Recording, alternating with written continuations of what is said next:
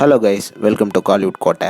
இன்றைக்கி நம்ம கோட்டையில் என்ன வீடியோ பற்றி பார்க்க போகிறோன்னா, எஸ்டிஆர் சிம்பு சாரோட புதிய படத்தை பற்றின லேட்டஸ்ட் அட்டகாசமான தகவல்களை பற்றி தான் இந்த வீடியோவில் நம்ம இன்றைக்கி பார்க்க போகிறோம். என்ன மேட்டர் அப்படின்னு பார்த்தீங்கன்னா, எஸ்டிஆர் அவர்கள் ஒரு நியூ தெலுங்கு டைரக்டர் கூட ஒரு படத்தில் லேட்டஸ்ட்டாக இணைய இருப்பதாக தகவல்கள் வந்திருக்கு. அண்ட் இந்த படத்தை சித்தாரா என்டர்டெயின்மெண்ட் அவர்கள் தான் ப்ரொடியூஸ் பண்ண போகிறாங்களாம். தெலுங்கு ஷார்ட் ஃபிலிமை டைரக்ட் பண்ண தீபக் ரெட்டி அவர்கள் தான் இந்த படத்தோட நியூ டெபியூ டைரக்டராக இருக்க போகிறாரு அப்படின்னு தகவல்கள் சொல்கிறாங்க.